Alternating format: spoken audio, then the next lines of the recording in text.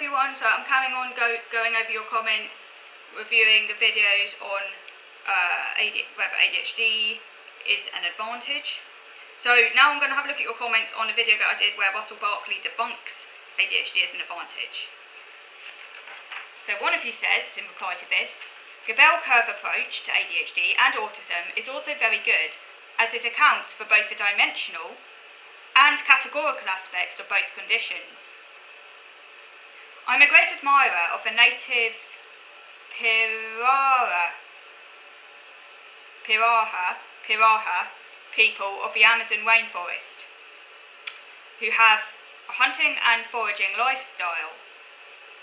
Reading about them makes it so clear to me that I would never function in their society any more than I can in our own post-industrial one. So another one of you says, I think it depends how much ADHD you have. What would be more practical would be to see if ADHD traits are more frequently found in certain professions.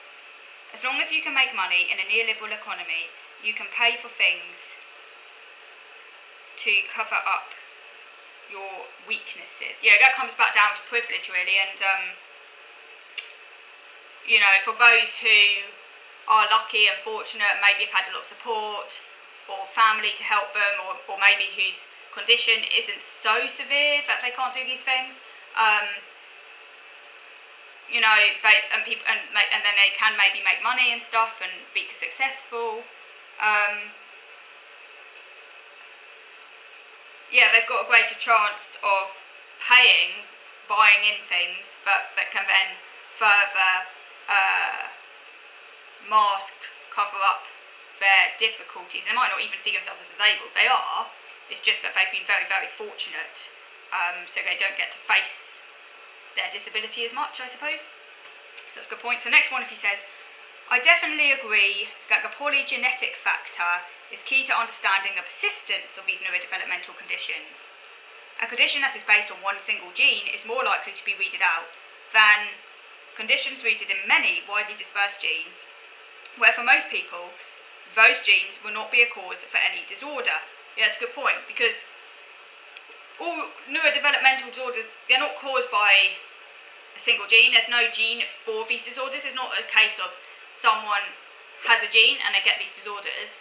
Instead, what we have is many, I don't know how many there are, but it's hundreds and hundreds of genes that that increase your susceptibility. So the more of these genes you have, the greater the likelihood is that you will develop one of these conditions.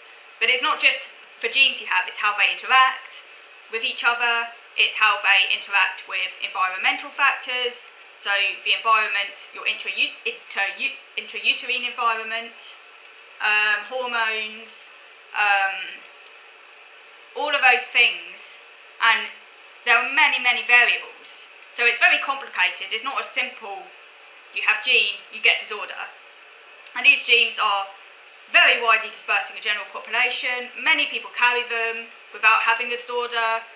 The more of these genes someone has, they might have more traits, but that's not the same thing as having a disorder, because you only have a disorder when the traits begin to cause impairment. So yeah, that obviously makes it more likely that the disorders are going to persist, because a lot of the time the genes do not cause a problem and they get passed on. Okay, so those were your comments. I'm now going to just get my notes here, because there was another thing that Russell Barkley talked about. Just going to find it. It's further on in my notes where he talks about we talked about entrepreneurship. I've done that one. Where is it? Somewhere around here. Bear with me. Where is it? I did have it. Executive functioning. That's where he talks about. Oh yes, here it is. Yeah, something that Russell Barkley said that I very much agreed with is where he says ADHD, and the same can be applied to autism and any neurodevelopmental condition. He just talks about ADHD because that's his specialism. ADHD is not a gift. It's a small set of hundreds of psychological abilities a person will have, but you should never attribute giftedness or success to ADHD itself. So if someone is successful or gifted or whatever, it's in spite of, not because of, the ADHD or autism or whatever it is. ADHD makes you less effective than others who are equally talented in those human abilities. You would not expect anyone to take it seriously if you say it is a gift. It's antithetical to each other. Stop deceiving people, he says. Stop lying. Talents in other areas can be used to compensate for challenges, but the success is not attributable to ADHD. And I completely agree with him. He's very passionate about this because he's saying, if you want to get help, if you want to say this condition, this disorder is worthy of help, you don't go around saying, oh, it's just a difference, because no one's going to listen to you. No one's going to take it seriously. That's not how it works. And I also, this is the thing with me and autism, is that I see autism as just for things I find difficult in life. It's the struggles I experience, is what holds me back. It's not me, it's not my personality. I'm a person. It just so happens I have these difficulties, which are called autism, which hold me back in life. All the things I do well, my strengths, the things I'm good at, they're due to me and what I do and my choices and where I put my effort, where I channel my energy, where I work hard. They're not caused by my bloody disorder, because I chose to work well at them. I don't like this idea that we should say things, of course, all our positives are reduced to something you're born with. That would be the same as saying that I'm a function of my ovaries. Like, imagine if someone said you're a function of your ovaries to a woman and everything you're good at, everything about you is a function of your ovaries. I mean, how offensive would that be? And it's positively stereotyping people, as I did in that other video about creativity. Some people with autism or ADHD or whatever happen to be creative. Humans can be creative. Many of them are not creative. Not all humans are creative. People can become creative. They might not, someone might not be creative at a particular time and later on in their life want to become creative, and you can develop creativity. It's not set in stone. Someone who might have never been creative suddenly decides to be creative because we change. It's got nothing to do with what we're born with. These are attributes that we can develop and change. So I find it really highly offensive to reduce our personality, our positives, to something that we don't have any control over. And Barkley also talks here about ADHD and IQ, and the same can be talked about in relation to autism as well. He actually says there's a negative correlation between the severity of ADHD and intelligence. In other words, the more severe someone's ADHD is, their intelligence actually goes down.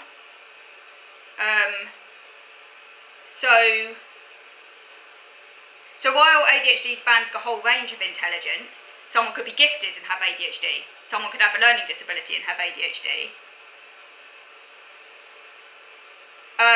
But on average, as a group, untreated individuals are slightly lower than the typical population as a group. 7 to 10 points lower in IQ than average. And this is because, for many reasons, symptoms could interfere with IQ testing.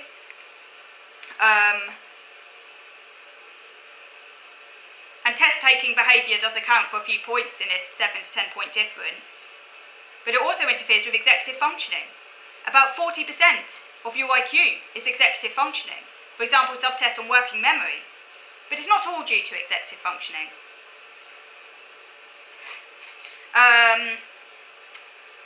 So yeah, he actually says there's slightly lower giftedness in ADHD, and also gifted people with ADHD have slightly less severe symptoms as well, because they're so gifted, it helps them to compensate a bit better.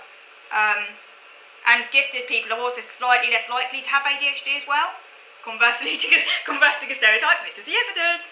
You see, we should always look at the science, not just speculation or what we think is nice. It's science, okay? Giftedness and ADHD are two distinct things. So if someone is gifted and someone could be gifted and also happen to have ADHD, but they're mutually exclusive. And if someone is gifted and happens to have ADHD, it's likely, on average, that their ADHD will be slightly less severe than if they weren't gifted. And also, if they didn't have ADHD, they'd be even more gifted. You see what I'm saying? So if you do happen to be very, very intelligent and have a disorder, you would actually be even more intelligent if you didn't have that disorder. Because the disorder is always going to lower down your capacity somewhat. That's just the sad facts. Okay. So thank you for listening, and I hope to come back to you soon. Thank you.